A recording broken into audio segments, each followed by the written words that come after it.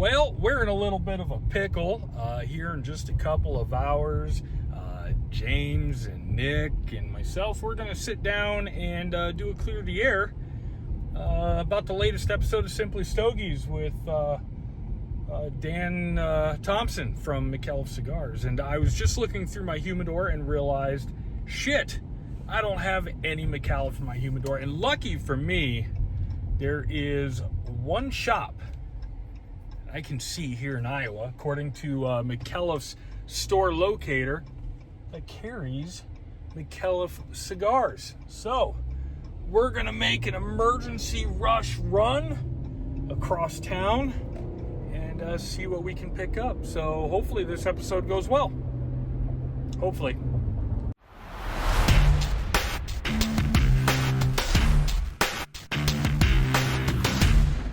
Welcome back to Clear the Air, the Simply Stogies podcast after show. I'm your host, Tim, and things are just happening a little bit differently today. That's okay. I'm going to tell you a little bit about this show here in a little bit, but like always, I bring two very sort of special guests back to the microphone where we get to talk about the latest and greatest episode of the Simply Stogies podcast. That is the hosts, James and Nick. I'm going to start with James because he just got back from the Dan Thompson hair lookalike contest, and he won second place. James, how you doing? What did I lose to? What you smoking? Nothing yet, I don't think. I'm not smoking anything. Nobody should be smoking anything because we've got a special little thing we do every episode. But I plan. We'll talk about that a little bit later. Who did I lose to in this Dan Thompson hair lookalike contest? I'm still trying to look that up. Dan, there you go. Dan won his own contest. Nobody can look as good as I can. That's probably true. That's probably true. And then, of course, we have Nick back from a very nice vacation. I hear you look well rested, my friend. How are you doing? I'm doing well. Wishing I was back in Greece. I'm back for a day. I want to go back. Yes. Well, it's been more than a day, Tim, but yes, thank you. Well, okay, a couple days, whatever. Whatever. Time travel, whatever you want to, whatever this day is today, whatever we want to say it is. That's right. Well, before we get into the episode, James, we got to pay some bills. Got to keep those lights on. We do. We absolutely do. This episode of Clear the Air is brought to you by smallbatchcigar.com. Go to smallbatchcigar.com. Use coupon code STOGIES, and you're going to get 10% off your order, plus a bonus 5% reward points. It's always free shipping, and it's probably the fastest shipping in the game. I don't know how Small Batch does this. They're out there in California, right? And I'm here in the middle of the country, and Nick's East Coast. And I know of other folks around the East Coast that use Small Batch. They get their stuff. They ship it USPS, right? But they get their stuff literally in days, like 2-3 days. Like it takes 2 days. I order, as long as I order before 2 p.m. Eastern time, I usually get it 2 days. Fastest shipping in the game. And better than that, like they've got the widest selection out there of boutique brands. That's why they're called smallbatchcigar.com. They support small batch boutique craft cigar makers, and now they support small boutique craft podcasters. Are we craft or are we boutique? I don't know. That's a question that has been asked about the cigar industry in the last week.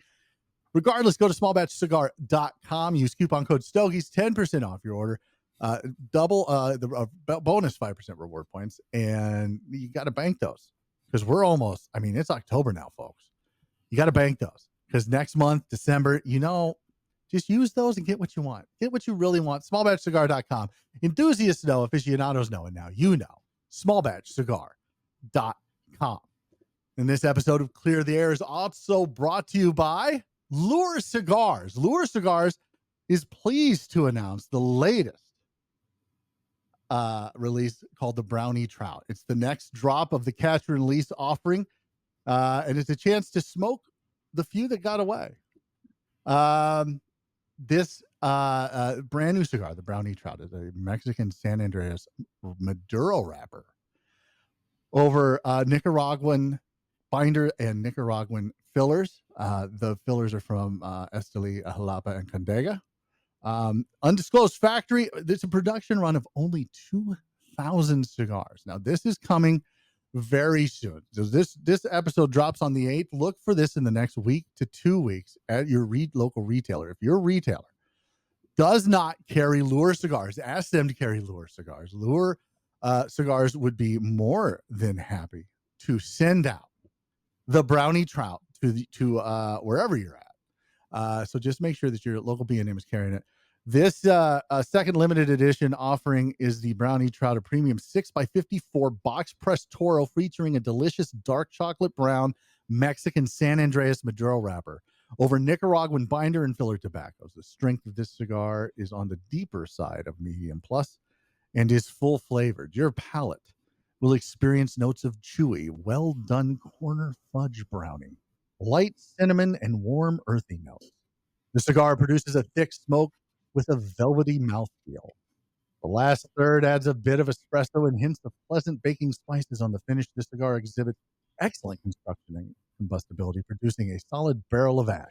The Brownie Trout, the latest offering from the Catch and Release line over at Lure Cigars. Check it out now. Smoke great cigars and tell tall. Lure Cigars. I cannot wait to get my hands on a couple Brownie Trouts. I mean, I don't know who wrote that. It wasn't me. I think whoever. I know it wasn't you. It's really good. Yeah. But my mouth is just watering right now. I'm like, I gotta get my hands on some of these. Yeah. Mm. Yeah. I need to. Yeah. So as we laugh through, this is the show to do it on, the clear the air, just to sit back, have fun, have some conversations about the latest and greatest episode of Simply Stogies. I call it the latest and greatest. I know you do too. But before we do, James, what we need to do is clip our cigars. Yeah.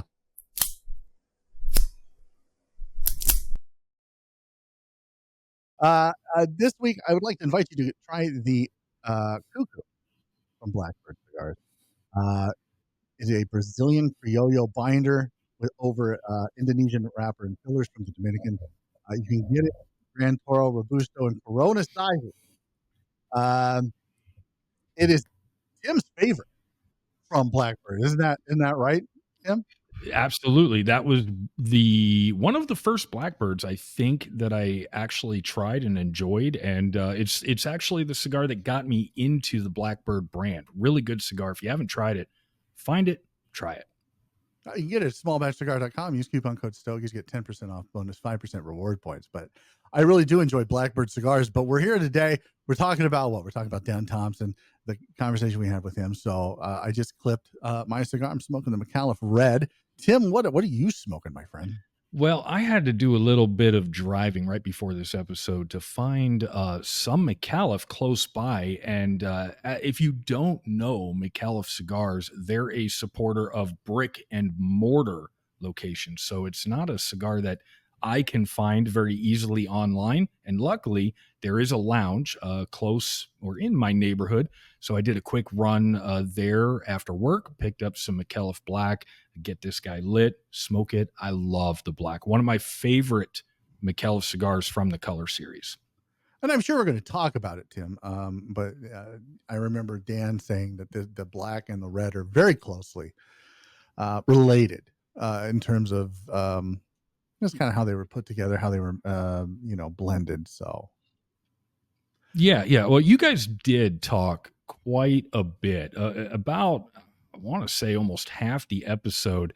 The three of you kind of dug into the different, the red, the blue, the black, and what's coming forward, but kind of how those cigars are made and so forth. You guys kind of geeked out a little bit about it. A little bit, yeah. I mean, look, for me, it's from I look at it from a manufacturing standpoint, and that standpoint is, how are you able to create a cigar in that $7 and $8 price point and have it? I mean, it's not fanboying, it's not gushing. I think it's a legitimate question. Have it taste as good and be as well constructed as the color series is from Micallef. Now, the black, we talked about it on the show last year. Garofalo and Company gave the black their cigar of the year over at Cigar Authority. Right. And so congratulations to them. It was in our top 10, the black was. And then late last year, they came out with the blue, or was it earlier this year? I think it was late last year, November, December, maybe. I'd have to look. They came out with the Micallef Blue, which is a Mexican Sumatra wrapper. And then this year, just the last month, they came out with this Micallef Red. It's really good. Like, see, it's really good. The red is the cigar I have not had yet, because it is brand new, and I don't quite have the same connections that you do, like friends. Friends, I ordered it online. What are you talking about? Yeah, no, I have not had the red yet. As a matter of fact, each time, so the time that I tried the black and the time that I tried the blue was at the PCA Trade Show when we went up and talked to Dan at the Micallef booth. Both times, Dan was so gracious enough to offer a sample. We did not, and we do not ask by any means. No, he did. He offered. In fact, I mean, I think we've talked about this before. He offered you his. Yeah, I was going to bring that up because my memory is foggy as always. But I remember I walk up. You're already talking to Dan, and he's like, "Hey, you want a cigar?" I'm like, "Would you like a cigar?" Sure, I would love one. And he's like, "Just take this." Gives you his. Yeah. Like, he was like, I had to have been like 10 seconds away from putting it in his mouth and lighting it. Yeah. And I don't know if he was if I were him, I would have just lit it. I would have just lit it. I think I would have still taken it. You would absolutely. I would have been like, you can sit there and be like, I've got the hair, and I'm like, well, I've got the spit. What? I don't know. But Dan is also a phenomenal hand model too. I did not know this. Yeah. I don't. Thanks for going somewhere where I did. What? Yeah, and he's a hand model. Okay, if you say so, buddy. You don't remember the conversation at all? What, at the trade show? So at the during the episode. So during the episode, you guys started talking about the color series, and he was like, hold on a second. Oh yeah. He's a hand model. He's a hand model. Yeah. I didn't know that. No, I was as shocked as everybody else is that you brought that up. What?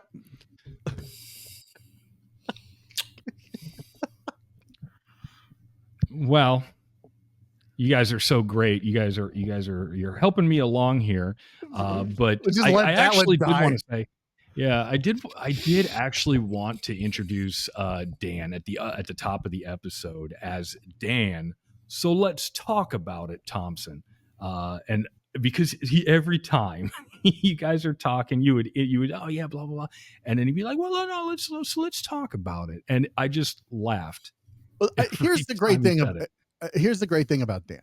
I've said this before, and I don't know if I've said this on the show or not, but I've interviewed a lot of folks. We have 137 episodes. Let's just say I've interviewed 100 people, maybe more, maybe less. At least, yeah, at least. Plus the trade show, everything we do at the trade show. So yeah, I mean, probably quite a few people. So I've interviewed a lot, and you can tell who has media training and who doesn't. And so when Dan has points that he wants to get across, when he has something that he feels is important to say, or is germane to the conversation, or that will help kind of explain and extrapolate things and break things down for the folks home, for the common, for the Joe and Jane cigar smoker, when he's got that, he will say, hey, let's talk about that. He's very media savvy. He's very internet savvy. He's like, he absolutely has had high level media training. Oh, 100%. And every time, even though I didn't catch it at first, but by the second half of the episode, I started catching on to it, and I'm like, okay. And I still found myself every time he said it, like just inching just a little bit closer, trying to listen. Okay, what has he got to say? So it is definitely an effective method.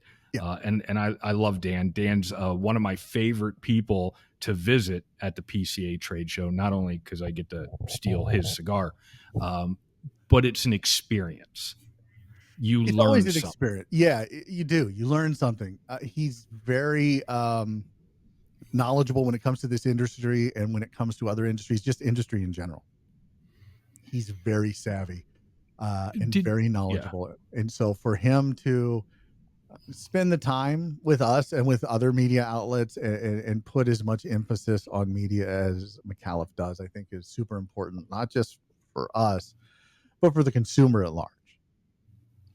If you haven't, if the viewer or listener, if you have not seen our interviews with Dan at the PCA Trade Show, I do believe they're all up on YouTube and Rumble. I encourage you to, after the show, of course, to go out there and take a look at them, because they are really good interviews and you learn a lot. And what was it, 2 or 3 years ago, when Dan took us like around the booth, and throughout the booth he was telling you a story, giving you an example. Do you remember that at all, James? Yeah, I do. It was he gave us and then our viewers and our listeners via us basically a sneak peek at what he gave every retailer that came through. It was the same sales pitch he gave the retailers. It was the same kind of this is what Micallef is, this is what we believe. And what always sticks out in my mind about that is at the last table, there was just some money on the table. It was fake money. Oh yeah. And the Cigar Aficionado magazine, and I think a Micallef putter. He's like, we would rather put money into the B&Ms and into giving our consumers what they want and getting this in their hands than spending money on advertising with Cigar Aficionado. And then, you know, he shared the story that they had an intern from, I don't remember what college down there in Texas. I want to say TCU, but maybe not. Maybe it is TCU. Maybe it isn't. Like, go back and listen to the interview. But they had the intern, and they had that intern go through and see if there was a correlation between how much ad space, not dollars spent, but the size of the ads taken out in Cigar Aficionado by the manufacturers, and then see if there was a correlation between that and then who was in the top 25, and there was an 80% correlation. Oh, I don't remember that. I was thinking that it was going to go towards the size of the advertisement compared to the revenue that's brought in by selling the product. It was 80%. It was an 80% correlation between the size of ad space throughout the year, and then who was in the top 25. So it's basically saying, without saying it, what I have said and maintained since the inception of this program, that Cigar Aficionado was pay for play, and everybody knows it. It's just the way it is. And while cigar enthusiasts and cigar aficionados around the world may choose to turn a blind eye, I don't mind calling a spade a spade. Like, I'm a tiny show that you know, we don't make a lot of money here. We don't. It is what it is. Comparatively nothing. Comparatively, like the peanut shell to what Marvin and company. And look, kudos to them for what they've done, and they certainly have a place in the industry, and they certainly do some great things for the industry. But their top 25 list every year is pay for play. Nick, did you get to go to the Micallef booth at the show at all? Talk to Dan? Yes, I was there with you guys. Yeah, okay. Tim's short-term memories. We broke. I know it. Well, I mean, we were running 3 crews, and I think actually at that point, I think I was running around on my own doing something, and you texted me, James, and you were like, "Hey, get to the Micallef booth." Yeah, I was like, okay. So yeah, that PCA Trade Show, and we've said it before, that PCA Trade Show, when you're on the floor, you're running 500 miles an hour, and we get done at the end of the day. We sit down, we're kind of offloading all of our video and our audio onto hard drives and starting to think and look at editing. And we're like, who the hell did we even talk to today? You're giving me PTSD, Tim. I don't even want to. Right. Well, you deserve to be in that ship with me. I don't want to talk about it anymore. Yeah. I mean, you're not wrong. It is. There's a lot going on. So I'm just throwing you under the bus a little bit for not remembering that Nick was there. No, it's all right. You know what? So I've been trying to reprogram myself a little bit here. So any memories that you can put back in my head will be greatly appreciated. Why am I reprogramming you? Are you? No, I didn't say you were reprogramming me. Oh. Tim, weren't you running around in your underwear? Absolutely. That's remember that happens. You remember that? Okay. I started off running up to. Yeah, you that ran up to Pete off. Johnson and flashed him. You're like, woohoo! They just ran. You don't remember that? He didn't see anything. There's no Hubble telescope around. Nobody He did. couldn't. There was nothing there. But let's jump back, bounce back, because we'll probably end a little bit more on future PCA. Yeah. But let's talk about the color series. And I know that Micallef has some other cigars in their portfolio as well. But and correct me, James, if I'm wrong, but like for me, the color series is like the dominant foot. It's kind of what's out there and what people tend to go to. Well, I think this segues into a couple of different things. So the first is that Micallef does things a lot differently than everyone else. 100%. When they look at something that's not working, right? They go, "This isn't working. We got to change." So you take a look at their legacy series that they used to have, their bold series. I'm sorry, their bold series. They got rid of their bold line. And they discontinued it. They told retailers, "Sell it for whatever you want. We don't care because we're done with it and we're coming out with this color series." And so they were able to change on the fly, and they changed. They mainstreamed, they streamlined, I guess would be the word I'm looking for. They streamlined what they wanted to do. So what they did is they took all these from the bold series and all the different Vitolas and all the different, and they streamlined it into, now they have three. They have the black, the blue, and the red. And it's just in the Robusto and it's in the Toro, $7, $8 MSRP. And that's a big deal.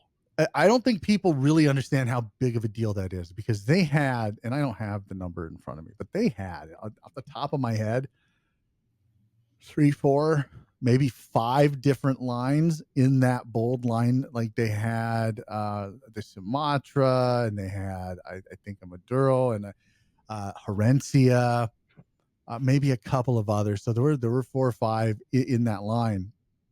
And those are all gone. Like they're not doing. Remind me with the bold line. Did every single Vitola, every single different wrapper, so on and so forth, like there was just minor, if any, differences in the band at all? Oh, in the bands? I've made this complaint before where some companies will come out with all these different cigars, and it's like, how do I look at this and know what the hell I'm smoking? Micallef had a secondary band, a little smaller band over underneath their main band. Yeah, okay. Herencia or Sumatra or whatever the case may be. So there was a little bit of differentiation, but the boxes all looked the same. They were all the same color, red and black, and few other accent colors, but they decided that those weren't selling well. They took the feedback they got from their customers, which are B&Ms, and they streamlined. And they came out with the black San Andreas Maduro, right? Everyone and their mother has a San Andreas Maduro out.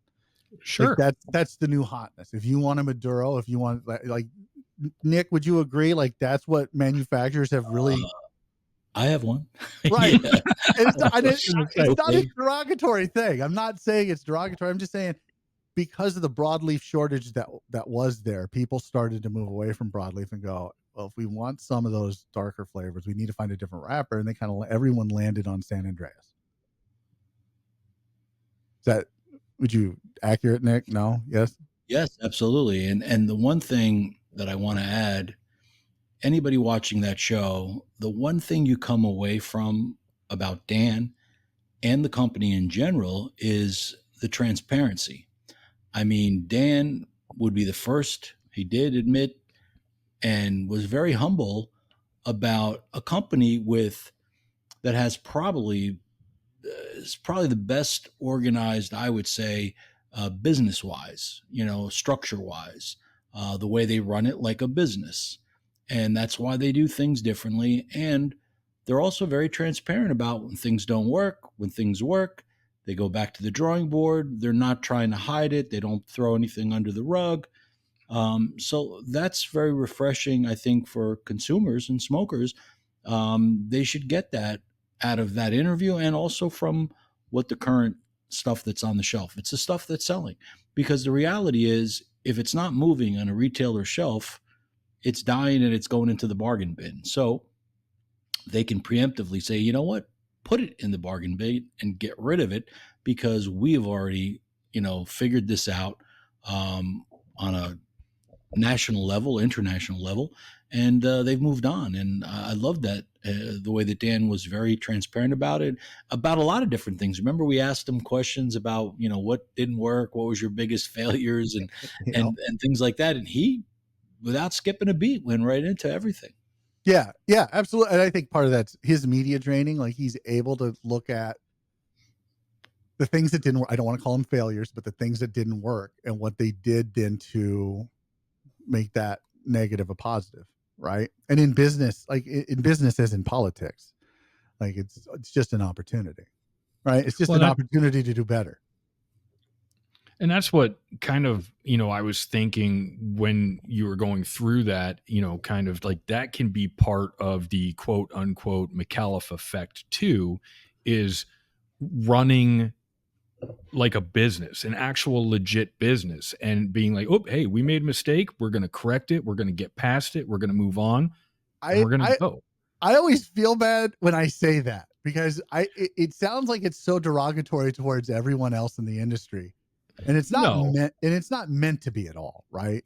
No, not at all. Everybody's got their unique DNA for their company, whether it's impulse, whether it's just they're using their intuition, their gut feelings. I mean, everybody does the way that they do things, and Micallef does it on a more structured basis for sure. And that's why I said it's more like a real business. Not that the other ones aren't real businesses. Exactly. And the other businesses are making money and doing well. And we're talking about players that have been in the game for 20 and 30 years plus. But they're different. Yeah, absolutely. And that goes to what I was talking about with the Bold series. With that Bold line, they looked at it, they said it wasn't selling, and what they do, they discontinued it. And they told retailers, do whatever you're going to do with it, sell it, whatever you're going to sell it for. We'll have something else for you soon on the horizon. Just look for it.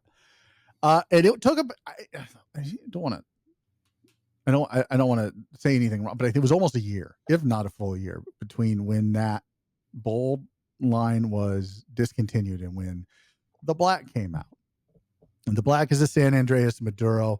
The blue is a Mexican Sumatra, and the red is a San Andreas Habano. Like, these are, this is where I want to ask Nick, because look, I'm not a very smart man, Jenny.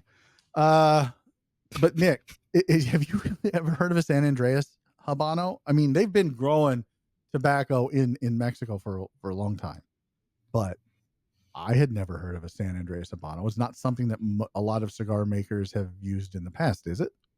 No. The one that took off, of course, was the one we all know, the darker, more richer, fuller bodied wrapper. But listen, you could plant whatever seed you want in an area.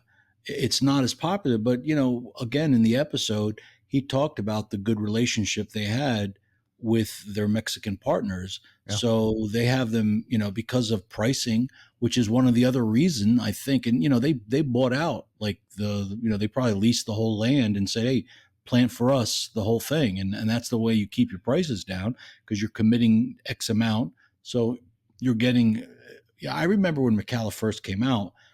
I mean, if I recall, the price was really high initially. And a lot of people kind of balked in the beginning because it was a brand nobody had heard of, and the price was on a different level. So one of the other things that they've done is the pricing that they have now is, it's difficult for anybody to, even if they wanted to, could not come out with those prices. It wouldn't make sense, Well, and for them that's to and sell. that's no disrespect to Mr. Garofalo over there at the Cigar Authority. He knows more about retail and the cigar business in his little finger than I do overall.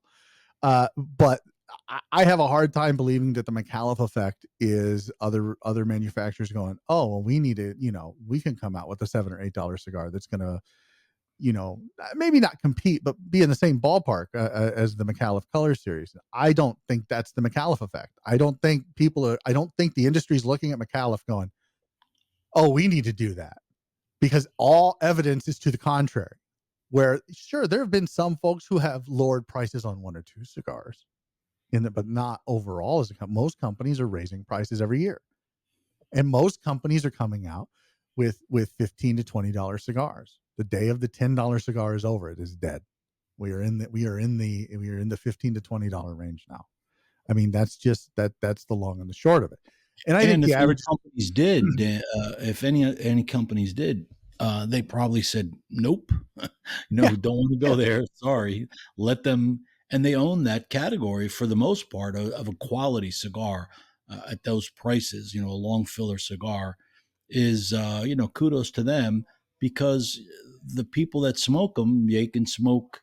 They don't have to give up their quality cigars for the price. If they like the blends of Micallef, then the price is spot on. So you can smoke as many as you want. And you can buy those boxes or buy them in bulk and enjoy them on a daily basis. So, who's to say, how they do it? I figured, it's obviously because they're actually working on a less profit margin and building the foundation of Micallef to get it out to the masses. So, that's their game plan. yeah, and it's not like they don't have an ultra premium cigar. They absolutely do. The Reserva, is that they have one $40 cigar. That's pretty good. Is it worth $40? I don't know. I don't know how many cigars are actually worth $40. Like even $40 cigars. Like I have a hard time. Once you reach Well, that $22, $25 range, I'm like, there's diminishing returns. But the I was Micallef, go to ahead. me, I'm sorry, I don't mean to step on you, but the No, you're Micallef, fine. the Micallef effect to me should be the transparency and how they do business and how they interact with B&Ms and how they support their B&Ms, and not so much these large, um, I don't want to mention names, but larger online retailers, right? They're supporting B&Ms. That's the way it should be. If there's not a B&M, if you don't have a local B&M, I live in what would be considered a cigar desert. Like there's a bunch 2 hours away, and there's a couple an hour and a half away. And that's it. I'm in a cigar desert. So I have to order online, which is why I always order from smallbatchcigar.com. Use coupon code Stogies, 10% off, 5% bonus reward points. But that should be the Micallef effect. The Micallef effect should be the rest of the industry going, how can we be a little bit more like them? I'm not saying copy them exactly, but You're talking transparent. more about like their interactions with the brick and mortars and Interaction with like how they support brick and mortars. Like Crown Heads is pretty good about supporting brick and mortars. Like they always say, go to your brick and mortar and support your brick and mortar. But really being like committed to it, to the point where they stayed. They were gonna not go to the 2020 trade show before it was canceled. They were like, we're not.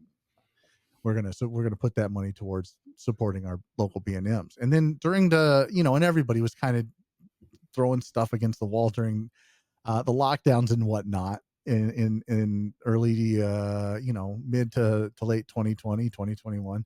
But Micallef was literally drop shipping for their B&Ms, saying we'll ship it from here, you take the order, we'll give you the money, you give us the money, and we ship it off for you. so they were taking the orders from the stores, and then So the Micallef was shipping store would straight take to the those. money, yeah, and then they would pay for whatever the customer paid for to Micallef, and Micallef would just drop ship it. It was certain retailers. It was so they had a lot of different things that they were doing, and everybody was. But I think Micallef really has their fingers on the pulse of the B&Ms, trying to figure. I would love to see a Micallef branded B&M. I think that just makes sense. I think if they had a B&M, a sponsorship. I mean, we see all of these B&Ms from El Septimo, and Alec Bradley's got a couple. Luciano has a couple. I think Micallef would play very well in that space. I really do. But I mean, every company that I in the last 6 years, 7 years since I've been smoking cigars, Tim, Nick, every company, there've been a lot of companies that have a lot of missteps, and a lot of things where they've had to apologize, or they've had to walk things back, or this, that, or the other. And Micallef's been pretty transparent with some of the things that have worked and some of the things that haven't worked. And the big example that I brought up, which I hated bringing up, I really did, is their relationship that they had with Mickey Pegg that lasted 9 months. It was 9 months. It worked on some levels, on other levels it didn't. They both gained something out of it. I mean, Dan was very gracious about the whole thing, and Mickey, in the conversations I've had with Mickey, he's been very gracious. They left amicably, parted ways. How often do you see that in the cigar industry, Nick, where people will come together and then something happens, like, well, this isn't really working, and they leave, they part amicably? Normally it's just shit talking back and forth. Yeah, most breakups are not so classy. Whether the real reasons are what they're actually saying, who's to say? But it doesn't matter. The point is, they were both gentlemen about it, in the sense that no back talk, no slinging mud. We tried it. It didn't work on. We moved on. And they both stuck to the script, and it makes them just better for it, better company. That's part of the transparency, though. I mean, nobody needs to know the details. No, but if both parties can be like, exactly like you said, Nick, we tried it. It didn't work out the way we thought. So this is the best solution, and we're going to continue on making the industry better. Yeah. And I think, the rest of the industry should take a page out of that, because there have been some pretty bad breakups over the years, and things that have gone sour, and there's so much talk, the gossip, it's so kind of like it's refreshing, and it is. You're expecting what? Say what? But they were both very, very classy about it, and which is, again, Micallef is a classy company. What? Well, I think I'll say this too. Well, no, I'm not saying we're talking about Micallef here on the show. Yeah. I'm just making sure we throw that out there. That Mickey's class act. I'm not throwing shade at one of the parties there. I'm just saying we're talking about Micallef, and Micallef. That hopefully the industry will take notice of that, and I'm sure they did. And hopefully, it elevates the industry as a whole, for future possible failed partnerships at whatever level. So it was very nice to see the way that it went down. Yeah, and I kudos to Dan. He didn't call it a failed partnership at all. And the conversations that I've had with Mickey, he didn't call it failed either. I mean, I think from the outside looking in, everyone goes, "Oh yeah, it just didn't work. Like, that's a failure." But they look at it as, we gained valuable experience, both parties. And I think that's the best way to look at it. Listen, every failed anything is a lot of it. You could call it a failure because it didn't continue. But whatever, even failed businesses. I've been in a few. Any entrepreneur is going to have failures. It's just part of the game. You just got to pick yourself up and keep going. And what you gain is experience, knowledge, and, realizing what works and doesn't work. So I'm not saying the word failure is a negative in this case either. I'm just saying they learned from whatever that was, what worked, what didn't work. And ultimately they made a decision to move separate ways, and they gained whatever they did. Both parties, got what they got out of it and moved. That wasn't, I'm sure when they went into it, they didn't think it was going to be a 9-month thing or a year contract or whatever it was. But the point of it is, they both realized, okay, your points, our points, and let's go to the next chapter in both of their business careers. I think you can call it a failure if you don't handle what comes after that point correctly. Like if you're going to carry on like it's a soap opera and you're going to start bad mouthing people and stuff like that, then it's a fail. But if you fail and you're like, okay, cool, I learned that this doesn't work and we're going to move on, we're going to do this, well, then it's just learning. It's still failure, but then it's not negative, if that makes any sense. Yeah, no, that does. That makes total sense. Way to put a bow on that, Tim. That was very well. Yeah, I was trying to. What I was going to do is say that sometimes basically repeat what I said, but anyway. but the cigar industry sometimes feels like a completely male-staffed soap opera, and it is his show, right, James? We're letting him put the bow on things. Yeah. You want it, Nick? You can have it. No. I mean, you're doing. I'm fine doing what I do here. But before we got off on a tangent of can we call it a failure or no, we already put the ball on that, Tim. Okay, let's move on. But anyway, so sub $10 cigar for a sub $10 cigar, the black, the blue, and the red are fantastic. They're phenomenal, dude. They punch it at the same weight class for me as a $14, $15 cigar, and absolutely. They what they do, we talked about this a little bit with Dan, is they use their ambassador group, which you can MicallefCigars.com, and then I think it's /ambassadors. You can find the link at MicallefCigars.com. Yeah. You could join. They let me join. They let anybody join. They let me join. A great challenge coin. It's awesome. You can join their Facebook group, which is just full of great people. Chad is in that. Richard Beer. There's a bunch of different people in there that just make that place awesome. In fact, our one of our reviewers, Jeff Dillingham, which you might know as Jay Rigged on the Facebook ambassador group, he actually reviewed this cigar. But they've sent these cigars, and we'll talk about his review here in a second. But they send these cigars. They use that ambassador group as guinea pigs to kind of, do you like the cigar? Like, is there anything you would tweak about the cigar? And then how much do you think the cigar should cost? Right.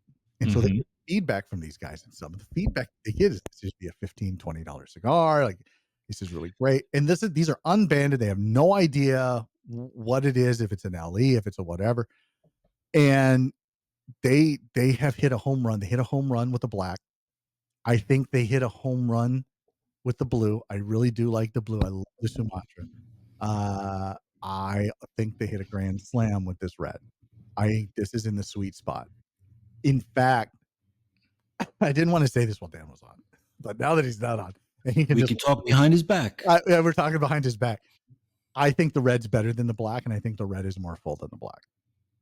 I don't know. I have not had the red yet. So if you go to simplystogies.com, as you should be going there weekly to find out what's going on, Jeff Dillingham, who was former ambassador of the year over at Micallef, he did a very nice review on the red. He got it before I did, so he was able to get his review out, and he ended up with a score of 9.15. For me, that is a little low. I would put this closer to 9.2, 9.3, somewhere around in there. And I'm taking a look at the blue right now, which Ryan Nihas did, another one of our reviewers. He did this earlier this year, and he gave the blue a 9.3. Now, I might want to switch those scores. Like if I had my druthers, I would, in my opinion, they should be switched. And I'm just looking. Yeah, so the blue came out in March of this year. So they came out with two different cigars this year, the blue and the red. Knocked them both out of the park. I think they're both great in their own right. I am a sucker for a good Sumatra, and that blue gives you all. It's a Mexican Sumatra. Never had one before, and it's a little bit different than what you're thinking for a Sumatra, and I really like that. But this red is fantastic. This San Andreas Habano does have a little reddish hue to it, which it might just be the red band that's kind of making your eye go, oh, that brown's got a little shade of red, a little what do they call it? Yeah, like a little optical illusion going on. But it does look like it's got a little bit of a reddish hue to it. What wrapper is that? Colorado? Yeah, Colorado. Yeah. So it kind of looks like that, but this is. I hadn't smoked. I smoked my first one when we talked to Dan. I had the box for a week or so, and I've now smoked through half a box. So I feel like as an ambassador, maybe this is why I'm not a good ambassador, right? But if it was a cigar that I got and they're like, hey, try this cigar, tell me what you think. And I really, really like this cigar. And I was like, man, if this was on the shelf, I would buy 100 boxes of them. I'd be like, yeah, it's a great cigar. I think it's $6. And then if it's something that I don't like, I'd be like, oh yeah, $50 all day long. Oh yeah, you'd be a terrible ambassador. They're I'd looking be for like terrible. true feedback. Yeah. Like true feedback. I'm just kidding. I wouldn't do that. I kind of feel like maybe you would, Tim. A little untrustworthy, maybe. I don't know about you. No, but I was surprised when I walked into my local brick and mortar. I was like, okay, I know that these are supposed to be around $8, somewhere in there, $9 maybe. I was really expecting it to be like $12, $13 all marked up. It was not. Yeah. It was right under $9 a stick. I was pleasantly surprised and happy. I think it's always a good sign when retailers stay right around that MSRP. Right? If they're adding in local taxes, state taxes, like great, that's fine. But MSRP $7-8. So if you're looking at a little under $9 or a little over $9 for the Toro, they're right in line. But if you go into a B&M and you're looking at that Toro and they got it at 12, like just turn around and walk out. Like that's not where you right. should. Are your taxes that bad in your state? I mean, I know some states. If you're in Colorado, it might be Jesus. Yeah. California, New California, York, 75%. Yeah. Ugh. But yeah, for a $7-8 cigar, $7 for the Robusto and $8 for the Toro. Like I you can't go wrong. These three cigars, the black was in our top 10. We're still working through reviews for a lot of cigars that came out this year. So we'll have our top 10 in December. But I mean, just based on the scores alone, I think Micallef's got a pretty good shot of having 2 cigars in the top 10.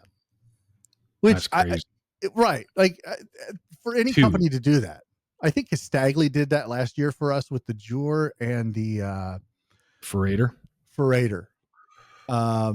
So, and I think both of those deserve to be in the top 10. I would say both of these probably deserve to be in the top 10. Do you see any good honorable mentions in the future for this list? You know what? I think I got one. I don't know. We'll see. We'll see. If we could put Nick's in the top 10 and feel good about ourselves, I would do it, but I would feel terrible. I don't think he likes. I wouldn't want you to do it. No. Nick, I even asked like last year. I was like, "Hey man, like the cigar I smoked the most last year was a Nikos," and I asked him. I said, "Do you want? Can I put this in the top 10?" And Nick's like, "No." He's like, "It just doesn't look good." Fair. I just I appreciate you saying that, Nick. Like, but I would have been remiss if I didn't ask because that was the cigar I smoked the most of. And it wasn't just because I could just call Nick and be like, "Hey, I need to order more of these." Right? It was just because I could do that with any cigar. If I run out of the red, I can call, wherever and be like, "Hey, I need more red," and then give them money, and they send me more red. So that is how it works. So it's not that I had any special access to it. It was that the Nikos was literally the cigar I smoked the most of last year. I don't know what I smoked the most of this year. Nick does put out some pretty good cigars. He's right there. I'm sorry about that. We need to have it clear the air where we talk about Nick behind his back. Whoa. Please do. Nick's like, please do. I don't have to show up. It'll give me the night off again. Continuing on with price, you guys talked in the episode, or at least Dan did, about the packaging and keeping the packaging simple. And I really didn't notice it until I went to my brick and mortar, and it didn't take very long at all to be like, boom, spotted. That's where it's at on the shelf. For as simple as the packaging is, it's still very easily identifiable. Well, and it comes in a box, and it's a colorful box. I mean, the black is like the absence of color. It's kind of an odd shaped box. It's kind of Little, more narrow, a little taller. a little bit, but you get like, I think there's 25 cigars in a box. So I was going to say 24, 25. Yeah. 24, 25. So you're getting a lot for your money. And, you know, anytime you talk about packaging, you're adding cost, right? Manufacturing cost. So you're adding cost to the bottom line, cost that's going to be, you know, carried forward to the retailer and carried forward to the consumer. So that adds to the price of the cigar. And it's funny because Nick, you have boxes, right? But I do. when like that costs a little bit more when you get them in the box. I just noticed Romacraft coming out with the Mastranza here very soon. You can buy those in bundles, or you can get the box. And guess what? The box costs more. Now the box has 40 cigars in it, and the bundles only have 20. But I mean, so I think manufacturers are looking at this going, how do we keep costs down? Like overall, and look, sales are slow. I don't care who you are or where you're at. Sales are slow right now. There's a lot going on in the world. The economy's kind of up in the air, kind of what's going to happen with the election coming up in next month. What's going to happen? People are not buying. So sales are just slow everywhere. So if manufacturers can keep costs down, I think manufacturers are going to continue to try to keep costs down for the near future.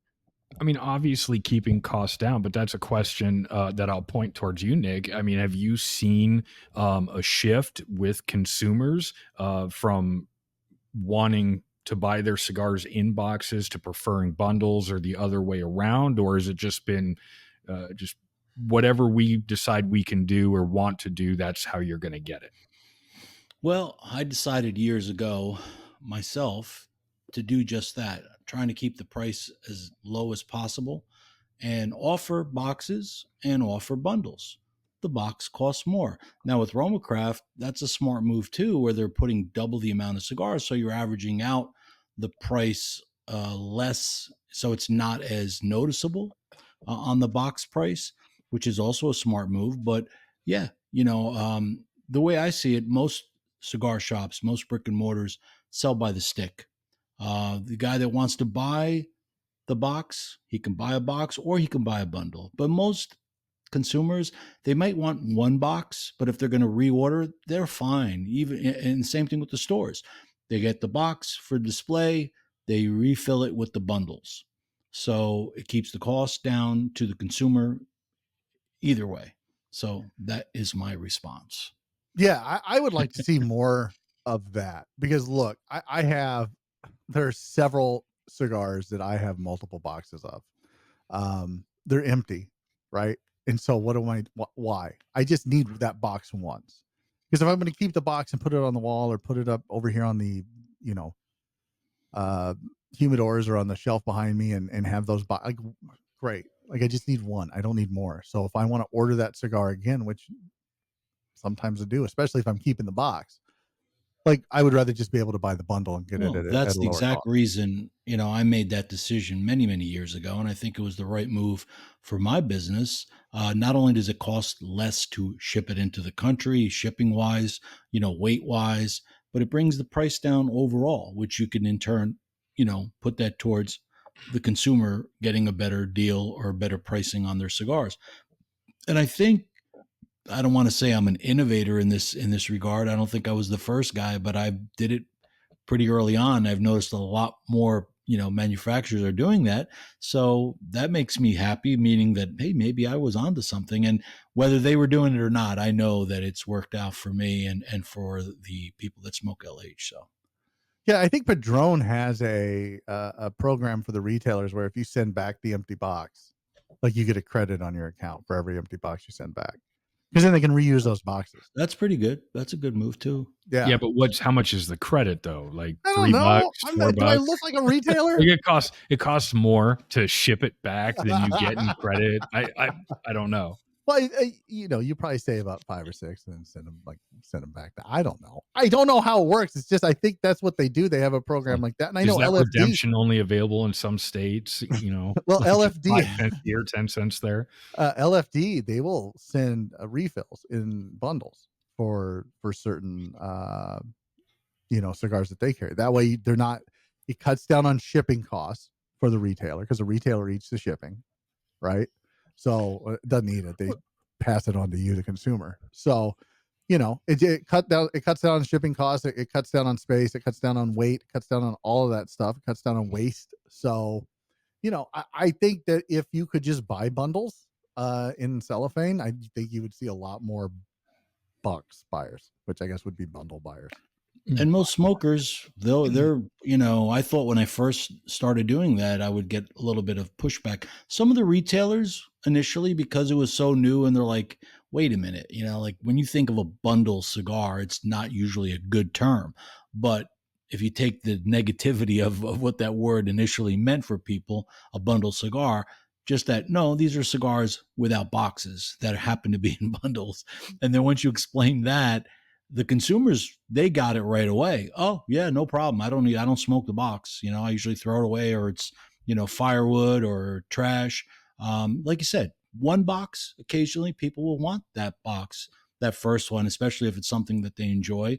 They want the memento, but if they're going to keep smoking it, they don't need to pile up 10 boxes of them. No. Retailer or consumer. Yeah, no, I would rather see. Look, I'm still want to. Don't get me wrong. I want you to continue to make boxes, guys, but because I want to put the first box in there, right? And I'm always going through boxes, so it's always a rotating stock of boxes. But like when it gets down to 4 or 5 left, I can put them in the drawers, and then go buy another box of something, right? And then if I want more of that particular cigar, I'd rather just buy the bundle instead of having to buy another box and play Tetris. Yeah, you kind of brought up a good point there, Nick, with the bundles and how the word is perceived as like the bundle or the budget cigar. And, like it seems like there's a lot of these terms that are just simplistic terms that describe something, but for whatever reason, they have this negative like vibe in the cigar world.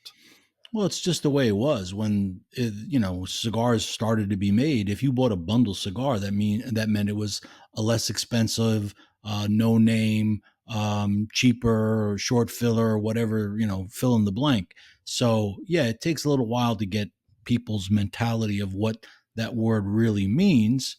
And if you get that out of the equation and realize it's just a box without the box, and, oh, okay, I understand that, so. And then, like you said, less waste, less cost in shipping, space, and everything else. So it makes a lot of sense. And I think you'll see more and more companies do that. And I mean, let's be honest. There's a large majority. I don't want to say a large majority, but there is a large segment of cigar smokers that will never buy a box. They're your cigar smokers that are out on the links playing golf. When it's nice outside, and they're smoking a cigar, maybe 2 that day, and they're maybe having 1 or 2 a week, if that, right? Maybe sometimes once a month, because they only do it when they're on the golf course. So I understand from a manufacturing perspective where it's that box is going to grab the attention of folks in the humidor, but I would hazard a guess that the majority of your box buyers are online. So why are we not sending B&Ms just bundles? That to me, that's what that's happened to me where I'll walk into a lounge and I'll be like, oh yeah, I'll buy the last of what you have. Can I have the box? And they're like, yeah, no, you can't, because that's my only box. Yeah, like, we're gonna we buy bundles and we just put them back in the box. That's what LFD does. LFD just sends bundles for the B&Ms to refill. I wish more manufacturers would do that. As long as it keeps the price a little bit lower, I'm happy with it. Yeah. It's funny if you go to our Instagram, Simply Stogies Podcast, or Simply Stogies on X, Facebook / Simply Stogies Podcast. We've been putting out reels again and these little vignettes, and one of these vignettes we put out, we it's the royal we. Okay. Yeah. We've been putting these things out, and the last one that I put out today, which will tell you what day it was recorded. This was recorded, but was Dan talking about how manufacturers, how the manufacturing community, the cigar community overall needs to just help bring in new cigar smokers, right? But we've talked about this before, and I think the boxes kind of go to that as well. It grabs people's attention, and if you're a new cigar smoker, do you want to come in and look at pretty boxes, or do you want to look at bundles? So I get it. I understand it, that it's an eye grabber, and it makes It's part of the marketing for the company, the identity, the branding. But again, that's for the box on the shelf. Right. After that, yeah. Well, and I like the option too. I mean, if you're going to go into whether it be a lounge or an online retailer, having the option, I want to buy the box because I like boxes, or I want to buy the bundle because I don't care about the box. I want to smoke fine cigars, and that's it. Yeah. Yep, I agree. Well, we talked. You guys talked a little bit about kind of the story and the smoking of cigars and how it brings people together to kind of float on top of building up and bringing in new cigar smokers. And how cigars. I really actually, I'm gonna, Dan, if you're listening, and I'm sure you are, because great supporter of us, I feel. Which Absolutely. thank you, appreciate it. Yeah. The way that he said that cigars are a way to connect without the impairments, i.e., alcohol, marijuana, and stuff like that. I'm like, holy shit, bro! I've never heard anybody say it like that, and it really hit home for me. And I was just wondering. Drinking? That's not your business. And I was just wondering if you had caught that. I did. And that was what your thoughts were following that. That was that was part of what was put out today on the reels, was that little snippet of him saying that, it is something that brings people together without all of the impairments, without being, out of control, I guess. I've been drunk. I've been maybe stoned. Who knows? I don't know. Whatever. Don't at me. And it's one of those things where you can sit down with people and for me, especially here in my elder years, I would rather have a conversation. Dick's like, yeah, elder, I got your elder right here. I would I just his face when I said that, it was like, all right, I get it. I would rather have a conversation with somebody. I would rather connect with somebody on a personal level while I'm smoking a cigar than because I don't think you can really connect with somebody personally. You see, when they're drunk or they're stoned, you see them in a very vulnerable state, right? And it's hard to connect with people when they're in that inebriated. I would say altered state, because some people are fun drunks and some people are asshole drunks, so you don't know which one you're getting, but either way, it's an altered state. So with Tim, it's both. Tim's just a fun asshole. It's also, you've got one person in the group that's sober, and then you got another person that's enjoying some toddies.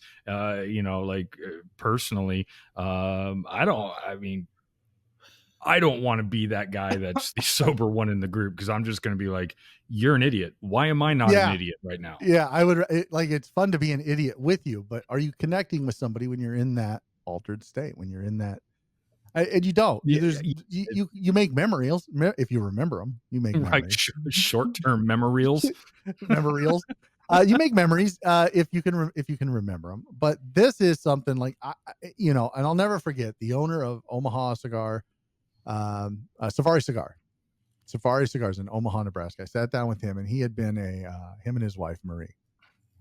We sat down with him, and he had said he looked at me. He goes, I looked at her a long time ago, and I said, I get in less trouble with this in my hand than I do anything else, and like I said, now that I'm a little bit older, maybe not elder, but a little bit older, I do have more, I don't get in trouble, and I do have more fun actually having conversations with somebody, getting to know somebody, and having being able to have that recall of everything we talked about. There's just something refreshing about that. The older I get, being able to have an adult conversation with no drama, and we can be on opposite sides of an issue.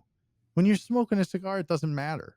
And I like when you walk into a lounge and Fox News or CNN's not on the TV, right? And the TV might be on, but that'll set the mood right there. If you walk into a lounge and the news is on, I hate that. and it's muted. Oh, it's the best when it's muted because they're trying to facilitate that social lubrication. They want people to talk. They want people to get to know each other because they want you to come back, and you will come back to a lounge. Those are my favorite lounges, when you can sit down and have conversations with multiple people and get multiple different points of view and try to put yourself in their shoes and have a little bit of empathy. And they have the same kind of empathy because we've all kind of slowed down. Excuse me. I ran out of water. We've all kind of slowed down, and we're listening. We're actively listening. We're not listening just to respond, but we're listening to understand and then respond. What? Yeah, exactly. God damn, fucking Have Tim. another drink, Jen. Have another drink. Yeah. And that's not to say you can't enjoy a couple of drinks. That's fine. It's not. I'm not. Tim knows this. I don't drink. Tim drinks, and we still have fun at the trade show and whatnot when you're tying one on and having a couple drinks and relaxing. If there's time for it. Holy shit. Like I said, it's busy as hell. Yeah, it's not. It's not. It's just one of those things that you don't have to have something else to enhance the experience, because this is the experience enhancer. And how many times, Tim, have you and I been sitting there and we'll smoke a cigar, and I'm not going to name any, but we're smoking a cigar and we're like, oh yeah, this is pretty good. And then we'll buy a couple, right, from that B&M. We'll go home and I'll smoke it like 5 days later. Be like, I really remember having a great experience with this cigar, and I'll smoke it. I'll go, what? This is a shit stick of the highest order. Like, why did I enjoy this cigar? It wasn't that I enjoyed the cigar. It was that I enjoyed the time with Tim and enjoying his conversation and his company. And that left an impression on the cigar in that moment. And then when I'm trying to enjoy it by myself, I'm like, oh no, this is terrible. I don't know. Why did I buy 5 of these? 100%. I feel like I'm smelling toast. Definitely a true statement, Jim. Smelling toast. I know James enjoying time with me. Bullshit. Whatever. No, it's all. Yeah, we used to do that back in the day when we had cigars and coffee. Maybe we should bring cigars and coffee back, Tim. Oh my God. Like, we need more shit to do. Guys, what are you doing on Saturday, Nick? If you want to see Tim and I get together once a month and do a cigars and coffee, let me know. I think it'd be fun. Or maybe once a week. I don't know. Whatever you guys want to do. Is if you want to see cigars and coffee come back, let us know, because I loved cigars and coffee. We can do cars and karaoke on the way back from the trade show. Cars, cigars, and karaoke. But Dan also mentioned, and again, a man who says a lot of great shit. Like, kind of. Do you need to adopt somebody, Dan? Because I need some wisdom in my life. Women don't want pinkets and trinkets. Yeah, that was such a great line. Pinkets and trinkets. I was like, holy shit. Yeah. Like, okay. And immediately I'm like thinking to myself, like, okay, dudes, they also don't want to be treated like objects. Right. So the women come in, they want to be treated like a human being that wants to enjoy the same hobby that you're enjoying. That doesn't mean treat them like one of the boys either. No. But it also doesn't mean like you can treat them as an object. Treat them as a person, as an individual, like you want to be treated. That's it. Like that's the standard. That's the golden rule. Do unto others as you would have them do unto you, right? That's the standard. Or better. Because I've met some individuals that are just be better. Just be better. But yeah, the Pinkett and Trinket line was great. And I loved that. It's there's a and this is not I'm not throwing shade. But Nova Cigar Company, they use Tiffany green or teal or whatever the color that is, right? Okay. And it's owned by a woman. I can't remember her name off the top of my head. Leo. Yes, Leo. And she seems awesome. I'd love to get her on the show and talk to her. And I think there are women in the industry like Leo, like Amanda Micallef, who are doing their utmost, the Sisters of the Leaf Society, who are doing their utmost to try to get people in. Sisters of the Leaf global movement, trying to get women cigar smokers to be normalized. And I know that's hard because we're guys and guys want to be guys and be all dumb. Don't be dumb. Just a woman walks into the lounge, treat her like a human being, because she is a human being. Like, just treat her with respect and it'll be fine. And I know that's hard for a lot of guys, and they think they're trying to be cute or they're trying to be funny and they're trying to maybe somehow impress this woman, like with their whatever. Just shut the fuck up. It ain't gonna work. Stop It's not it. gonna work. Just sit down and shut up. Just sit down, shut up, enjoy the cigar, and listen. You might learn something, because I'm gonna guess she's probably smarter than you. She's probably smarter than me. Probably gonna spend more money than you too. Yeah, absolutely. Women have the purse strings. Like that, everyone knows that. Women have, like, they control the purse strings for the most part. Like, I used to ask my wife, like, hey, I'm gonna buy this. Is that all right? And now it's just like, hey, I did a thing. That's because you like the whippings. Yeah, she did. Yeah. The beatings will continue until morale improves. All right, one last thing before we get out of here, gentlemen. PCA 2025, New Orleans. Why are we talking about this already? Holy shit.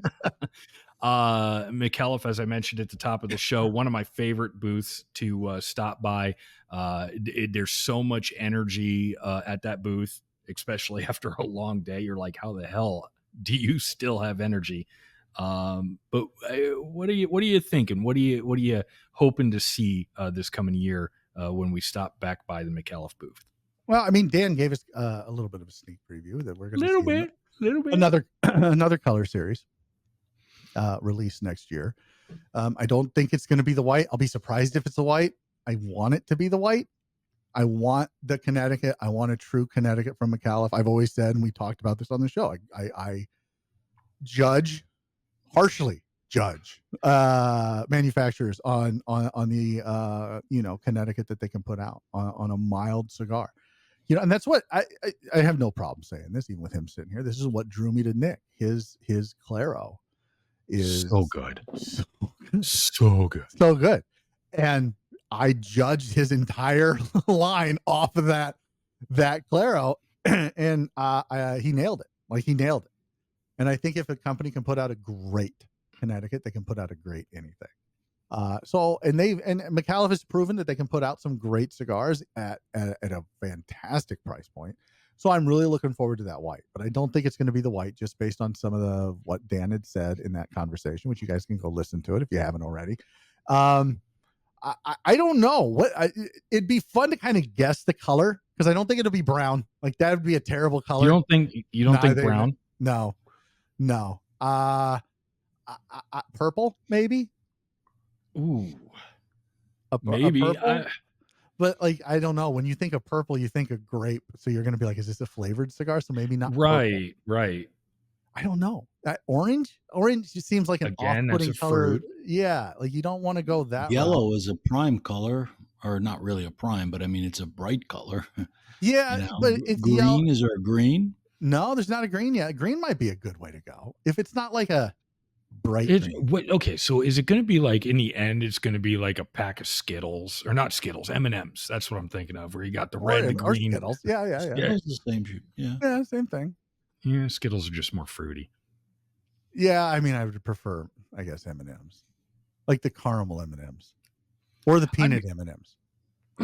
I'm not a big fan of, like, regular M&Ms. They're like, all right. I like regular, but peanut is definitely better. Peanuts are the best. Yeah. Yep. All right. I don't know. It would be fun to kind of figure out what color they would do. So if you guys have any guesses at home, let us know.